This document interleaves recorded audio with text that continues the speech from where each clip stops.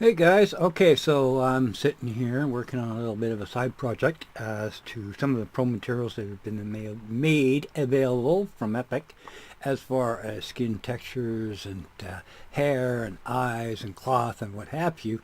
So so this project actually started out dressing up a Genesis 3 model using those shader types effects as well as the shaders for the eyes and coloring and what have you, and I kind of got carried away and built up an environment around around the model at the same time, just to have it on hand. So I might want to do another side project if I haven't heard, maybe singing a little routine, Mary Had a Little Lamb or something on stage here as a further testing type of environment. And it got me to thinking that a lot of people seem to have some issues of even getting a good base to work from as far as creating a simplistic environment such as this. This is just some assets that were available either for free or some stuff that I bought or even just made it over a course of time just for giggles and what have you.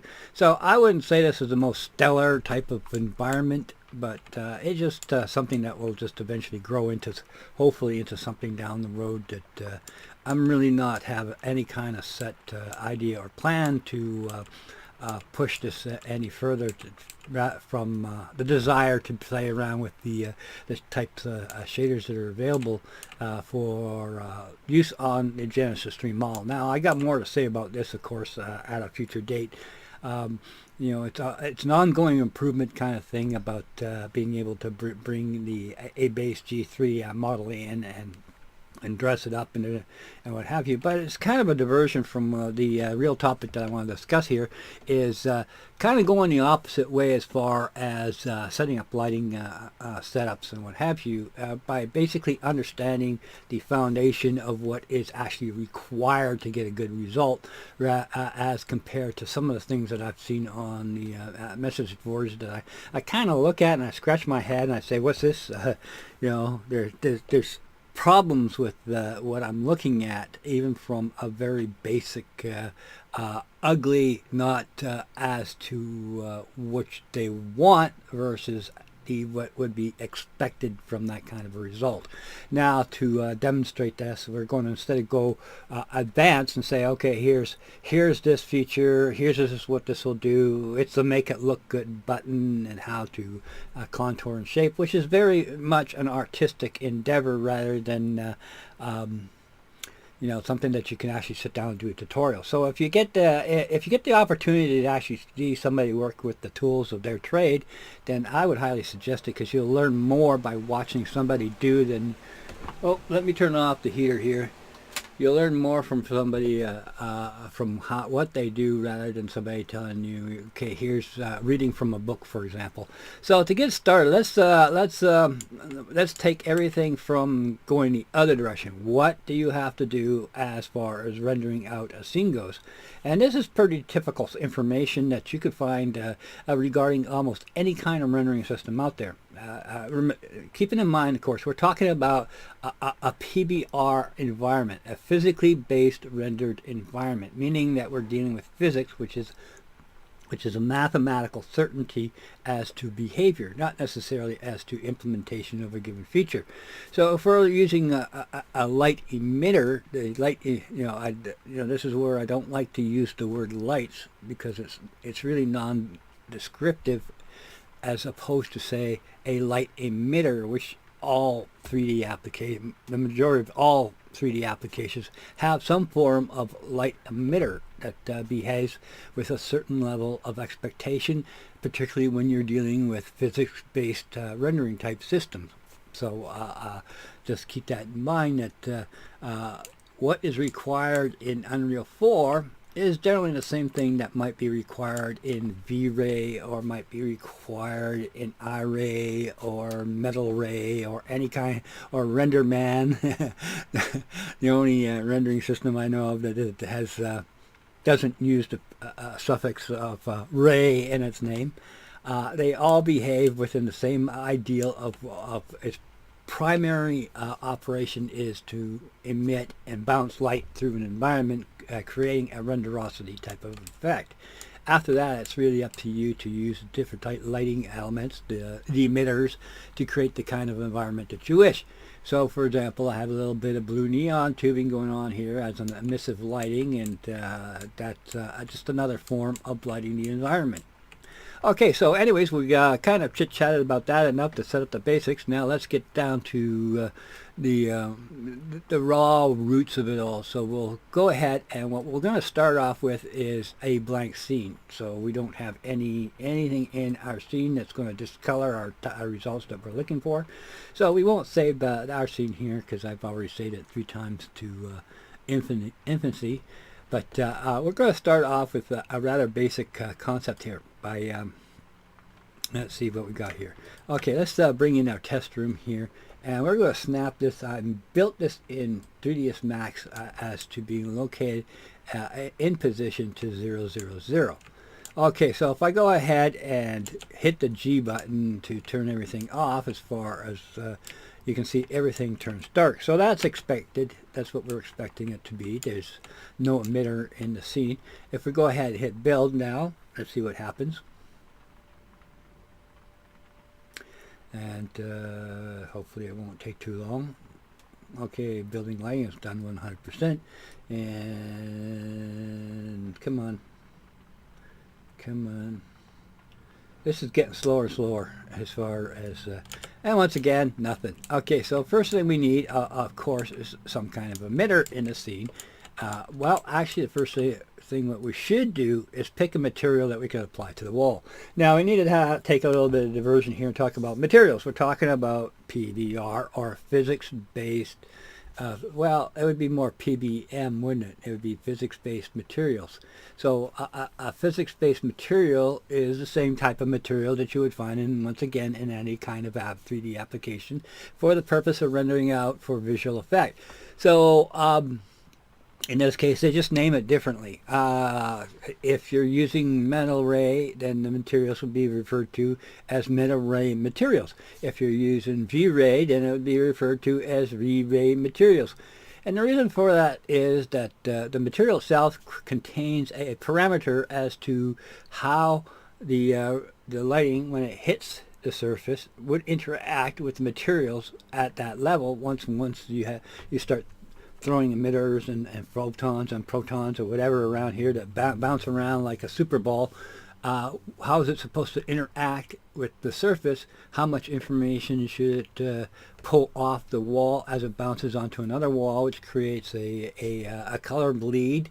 So if we have a red surface, we should see a little bit of bleed up here as to that surface being red. And so forth and so forth. Now, just kind of a heads up, Unreal 4 doesn't do that kind of renderosity type of effect yet, as to expectations out of the box. So if we, I believe, to get that kind of effect, you have to start flipping stuff and turning things on and what have you. I'm not familiar with that end, so I'm not going to talk about that or point it out as being a problem. But what we do need is we do need a kind of a material on there that represents a reflective type surface, so the behavior of the light actually hitting the surface would behave like it would in a real life world. So in this case, I thought, you probably want to go out and find a good ArchViz type of material. Fortunately in 3ds Max you come stock with metal ray, which is an advanced rendering system, so you get a metal ray ArchViz material that has a certain degree of reflectiveness to it as far as being able to bounce light off that surface. This surface here is the default surface, which has a 0, which is just let's see if we can just bring that up. So you can see that this is actually a very basic type of material. Well, actually it's not. It's actually been becoming much more complex. So this has probably some properties that I'm not familiar with. But at any rate, it doesn't have any kind of, let's say, aggressive PBR type behavior to it, let's say. So let's go back to our room here, and let's select a material. And what has a really nice reflective type of surface is carpet paint. Now, this is kind of an interesting material to play around with because it has various grades of intensity and reflectivity based on the type of material that you want to select. So, and for example, if we select a gray material and we throw that on our wall, you can see even in our semi-lit room, if we go G, we it's a very light color with not so much in reflectivity. And where if we select the white itself, even in an unlit room, you can see that the lighting intensity between, like creating a kind of lighting between how we can be able to see the surface is it becomes rather apparent even without being well lit. So let's go ahead and light this scene up here with something simple. Now this is where you need to do kind of experimenting on a one-to-one basis. Don't start populating a scene with, okay, well, we need a directional light, we need a skylight, we need some spotlights, and we need some point lights, and start building up your environment without understanding what each of these emitters do, how they behave, and how they tend to interact with one another. For example, sometimes a directional light will behave quite nicely with a skylight, and then again, there are times when the skylight, adding a skylight to a scene that already has a directional light, can actually cause unexpected results that you're not really looking for as far as building up your lighting solution goes. So if we go ahead and start by just examining what heck happens if we throw a directional light into the scene, as far as creating a simple room. Okay, how does this affect?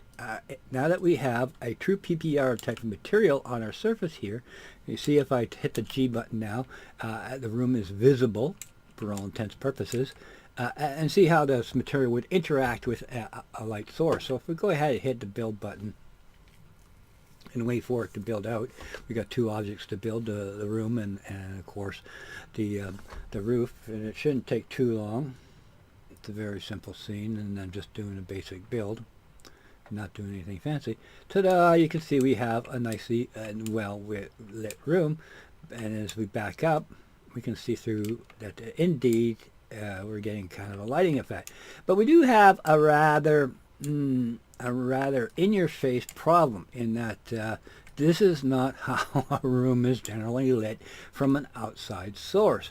As a matter of fact, this is a sealed room.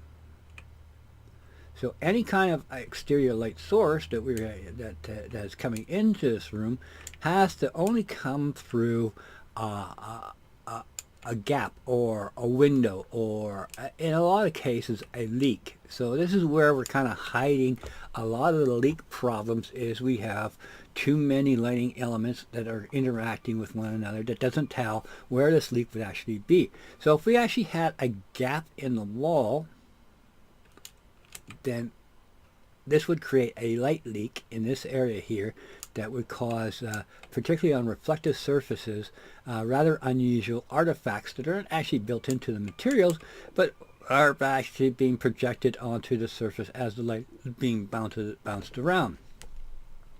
That is, as we say, what we would expect the result to occur. So this, as far as a base from which to work from, and say, okay, we got what we expected. This is very much unexpected, and is an indication of a severe problem. And the problem here, to kind of describe it, is we are running a directional emitter on the outside of the surface, and we have no back facing as to blocking whatever lighting information is coming from this emitter. So it's doing exactly what it's expected to do. There's no surface here, so the light just goes through it, or whatever is being projected. There's nothing blocking it, and it goes into the room where the emitter gets trapped is actually trapped into the room and bounces around inside the room, creating this lighting effect, which is not then projected out further outside the room. It only comes into the room. It doesn't come out of the room because there's obviously a block, a mesh surface that's blocking that indirect functionality. So let's actually relocate this to 0, 0, 0, which where I built it. So we can add in the first actual necessary requirement is we have to control the lighting that's coming from the outside and how it's projected into our beautiful three-dimensional environment in a controlled manner. So let's go ahead and jump back to our little storage area. Let's see, that's there it is. And we're going to grab the sunblock that I made for this particular room, which is just a one-sided cube that has been sealed off on the top and the bottom and inside. And if we stay inside, let's see what happens if we go ahead and hit the build button. Now, our results should totally change. This is, as I mentioned, this is a sunblock, and it's a six-sided wall where the endpoints or the vertices have been welded to create a totally 100% sealed environment. So this is exactly what we expect to occur. If we go back up a bit and we look to the outside, we can see that the directional light is hitting where it should, and we've got dark areas around the side, and we don't have a very simple directional light, and it is behaving exactly how we would expect it to behave. So nothing unusual going on here as far as expectation goes, as well as inside the room, once again, as far as expectation goes. So let's go ahead and throw in a single emitter, point light emitter into our little box here to see exactly what would be an expected result. So if we're looking at this environment here, we do have obviously lighting taking effect inside the room. If we back up, there's no lighting effect on the outside of the room. So we're being blocked, so the outside is being blocked from coming in, and the inside is being blocked from going out. So things like light leaks or artifacts, of course, should not be an expectation at all at this point, because we're creating the type of behavior that we would expect this type of result from.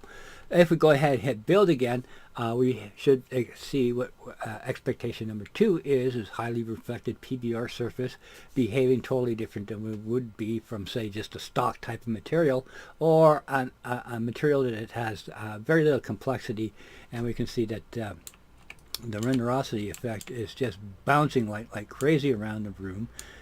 Based on the surface, and not necessarily just the raw light being projected onto a surface that would make a difference. Now, if we actually take our material here, just to kind of highlight the point here that's being made, you can see we can use a darker material.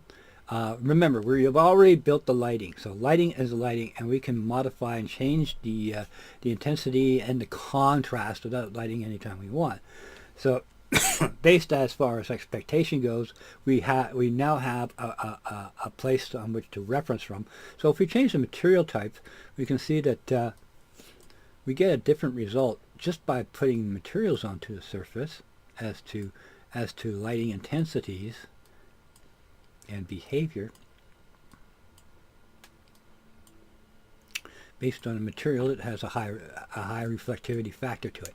Okay, so this is an expectation. It's not necessarily what we would consider a desirable result. But as you can see, there's no light leaking coming in. There's no artifacts, and we started out with a very simple scene of putting in a single directional light. Now, the temptation at this point would be to, okay, well, we want to light things up even more by throwing in a skylight. Now, how a skylight would affect this area, it shouldn't have too much of an effect as to inside and out, but skylight is a GI type of emitter. In other words, it's supposed to light up the entire scene with a very base. It's kind of like painting your canvas white kind of deal, and it creates, especially on the exterior of the building, a kind of canvas from which to work from. But it can create interior types of problems as far as light leaking and what have you. If you have a window opening, then you got to be very careful about how this would affect the area. Now, if we're dealing with just interiors only, I would recommend that since we are only dealing with, we would only be dealing with a single opening, as far as, say, for example, a window goes, then a spotlight would just work just as well as a directional light. But a directional light is obviously a pretty big brush that you have access to kind of paint everything up.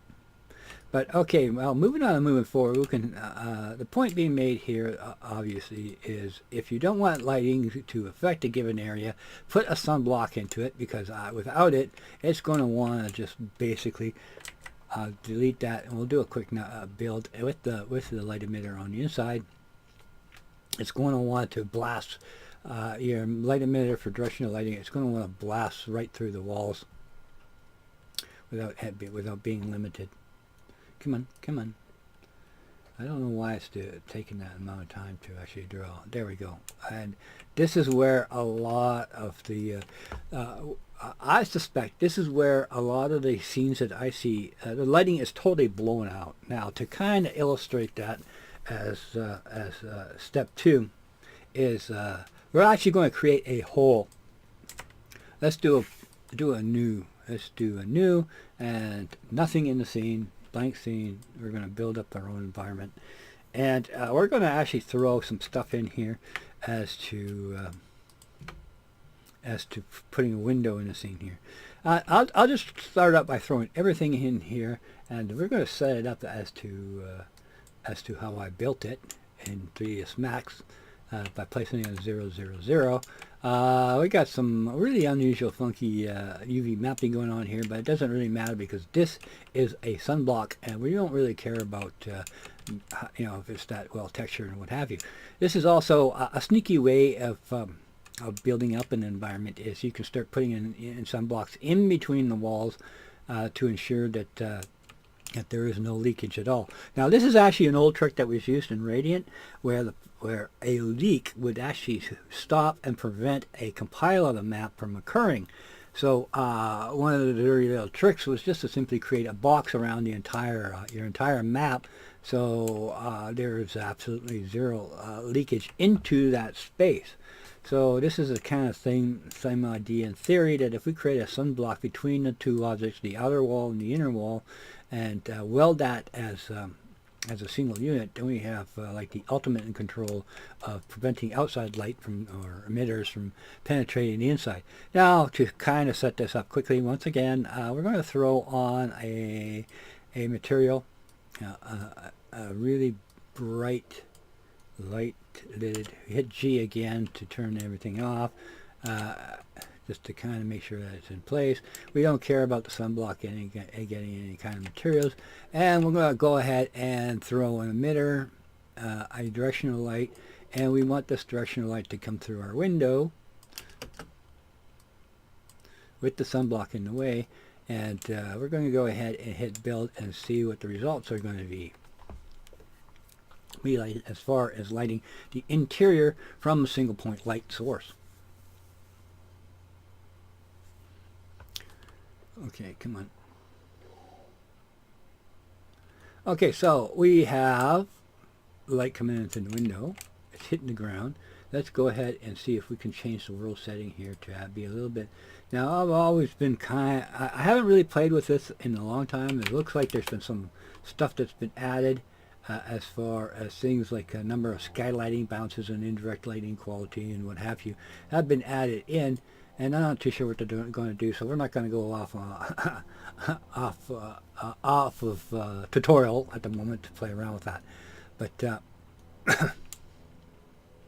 if we increase the number of bounces, you can see that we have a much more natural lighting type of effect being emitted in through the window. Now, this is a good place to work from, because we can quickly see that we have zero light leaks, we have zero artifacts based on using a single PBR type material. So we have a default to resort to. We're not starting by creating problems as far as light leaks and what have you goes, because this is the expectation of what would be the result if you used a sunblock to prevent the outside light from getting inside and messing things up. Now, if we had a slight little leak, if they're actually difficult to recreate. I tried creating a light leak and unusual results. I've had them before, but knew what they were in the first place, so all I did was create a simple light block to prevent that light from leaking in. So if we actually, just to kind of divert, so I think we can kind of agree that this is kind of more of a natural type of lighting effect as to light coming in through and being projected into the window. Now we can get a little bit more fancy if we want to. Once again, we're experimenting with expectations. If I would recommend that you do that. Play with each light one at a time and see how they behave as to rendering out. So we might want to take a point light and we'll put it inside a building, we'll put it outside a building, we'll use a spotlight, we'll replace the directional light with a spotlight, see how that behaves in a controllable manner. We'll increase and decrease the cone and hotspot area to create kind of like a planar type of light effect that comes into the window, which is demonstrated in a lot of the physics-based rendered or realistic rendered type of setups. So we can actually sit around and talk all day long about different lighting configurations, three-point lighting setups, and what have you. If we do something simple, in this case, we're going to throw a single-point lighting. Say we got a light over here in the corner. Actually, let's get rid of that, and we'll do something a little bit more interesting by creating a spotlight and hit the G button. And we want to see, how this would behave as to expectations. We'll hit the build button again and and see what the results are. And now you can see there's not much of a change as to how this lighting would affect the area. It just increases the amount of lighting information as direct lighting in this particular area. So it's what I would expect from that type of lighting element being added. So let's get rid of that. Let's experiment a little bit more here with, say for example, a point light. See what that does to the lighting solutions as a base light, and PBR material being used as the reflective type surface in relationship to the camera. So now you can see all of a sudden, boom, we have a very, it just lit up the room like crazy. But we're getting no lighting bleed on the outside, no indirect effect, and it's behaving as to, once again, expectations. Very important. So let's actually play with the static light level scale. It's it's been a while since I played with the light effects. Indirect light bounces. They changed this. It used to be that the intensity was right at the top there as far as the lighting goes. Yeah, I'm not going to play around with this too much. It kind of takes us off topic or subject here. But we can play around with indirect lighting to see how, as a point source light. And we can actually add parameters to it that are real world, as far as the light mixers and what have you. Okay, I think we're coming to the end because I'm tending to ramble, so I think I've covered everything I want. Let's do one more test here. Let's blow away our, let's blow away the roof of our sunblock, and you can see, actually let's get rid of them all.